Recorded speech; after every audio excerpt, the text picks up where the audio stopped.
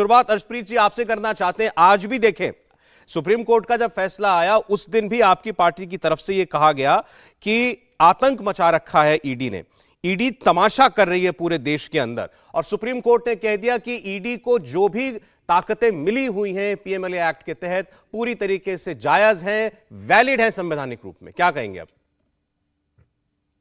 देखिए, नंबर एक, इसके बाद भी बहुत रेमेडीज जो है अवेलेबल है।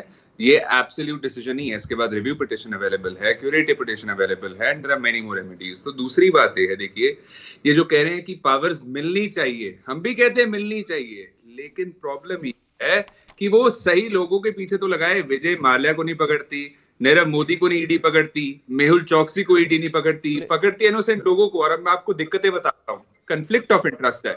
बीजेपी लीडर्स कह रहे हैं शरेआम कि mister Gandhi is guilty, Mrs Gandhi is guilty. हम कहते हैं कि अगर आप ये खुद चीज ऑलरेडी कह रहे हैं, जबकि फैसला ऐसा कोई नहीं आया है, और आपके नीचे ईडी फॉल करती है सरकार के नीचे, तो क्या ये कंफ्लिक्ट ऑफ इंटरेस्ट नहीं है?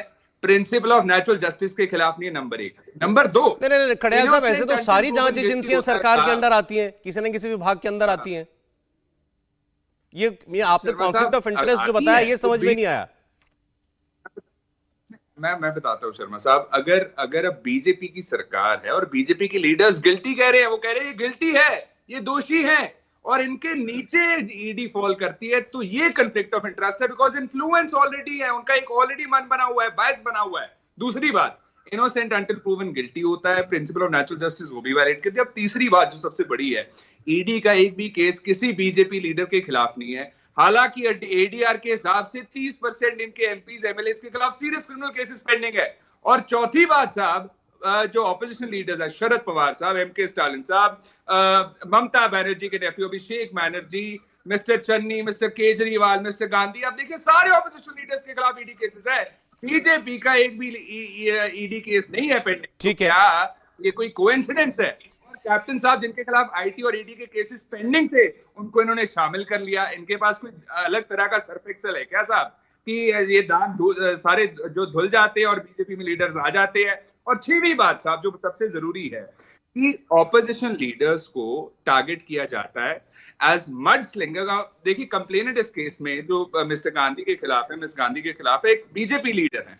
2014 में बीजेपी पावर में आती है और 2015 में ईडी इस केस को पिकअप कर लेती है, और उसके बाद मड स्लिंगिंग साहब चली आती है।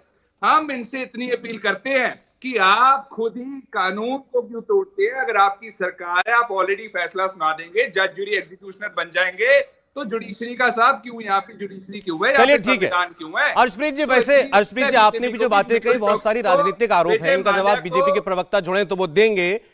प्रेम शुक्ला जी अच्छा जुड़ चुके हैं हमारे साथ। प्रेम शुक्ला जी, आप जवाब दें। अर्शप्रीत जी आपसे पहले कह रहे थे, शायद आपने सुना हो, कॉन्फ्लिक्ट ऑफ इंटरेस्ट उन्होंने बताया कि एजेंसियां सरकार की अंडर काम करती हैं और सरकार के मंत्री और नेता पहले से ही ये कहते फिर रहे हैं कि सोनिया गांधी गिल्टी हैं, राहुल गांधी गिल्टी हैं, दोषी हैं, अपराधी हैं, इन्होंने पैसे की हेराफेरी की है। तो ये तो कॉन्फ्लिक्ट ऑफ इंटरेस्ट है। दूसरे, उन्होंने कहा कि सारे के सारे मामले विपक्षियों के खिलाफ ही क्यों हैं ईडी के, बीजेपी के किसी नेता के खिलाफ, किसी कार्यकर्ता के खिलाफ, किसी सहयोगी के खिलाफ ईडी ने कभी कोई एक्शन क्यों नहीं लिया? देखिए, जितने भी मामले हैं, अब इस मामले को तो मजिस्ट्रेट कोर्ट के ऑर्डर पर दर्ज किया गया, और श्रीमती सोनिया गांधी, श्रीमान राहुल गांधी, श्री ऑस्कर फर्नांडिस, श्री सुमन दुबे, श्री मोतीलाल वोरा, ये सारे लोग जो हैं सुप्रीम कोर्ट भी गए और सुप्रीम कोर्ट में क्वेश्चन करने का एप्लीकेशन दिया। सुप्रीम कोर्ट ने क्वेश्चन क्या नहीं किया? अगर प्रवर्तन निदेशालय प्रतिशोधवश भारतीय जनता पार्टी के राजनीतिक एजेंडे के तहत इनके खिलाफ कार्रवाई कर रही है, तो सुप्रीम कोर्ट ने उसको क्वेश्चन कर देना चाहिए था। सुप्रीम कोर्ट बहुत सारे मामले क्वेश्चन करता है, लेकिन सुप्रीम कोर्ट को जो प्रथम दृष्टया प्रमाण है उसके अनुकूल उसको लगा कि ये मामला चलाया जाना चाहिए। तो उसके बाद प्रवर्तन निदेशालय ने, चूंकि श्रीमती सोनिया गांधी हैं, चूंकि उनके खिलाफ जो है डोटेक्स कंपनी से कैसे उन्होंने हवाला के माध्यम से पैसे स्वीकारे इसका प्रमाण है, चूंकि सामने से दिखाई दे रहा है कि 90 करोड़ रुपए, बार बार कल भी प्रवर्तन निदेशालय ने पूछा कि कांग्रेस पार्टी ने अगर एजे को पैसे दिए हैं 90 करोड़ रुपए, तो कैसे दिए हैं? चेक से दिए हैं, पे ऑर्डर दिया है, कैश पेमेंट दिया है। अभी हर्षप्रीत जी यहाँ बैठे हैं ना, हर्षप्रीत जी को तो सारा मामला पता ही है, ये जानते ही होंगे कि 90 करोड़ रुपए का पेमेंट कैसे हुआ है। जरा बता दीजिए 90 करोड़ का पेमेंट कैसे हुआ, वो खर्च कैसे हुआ।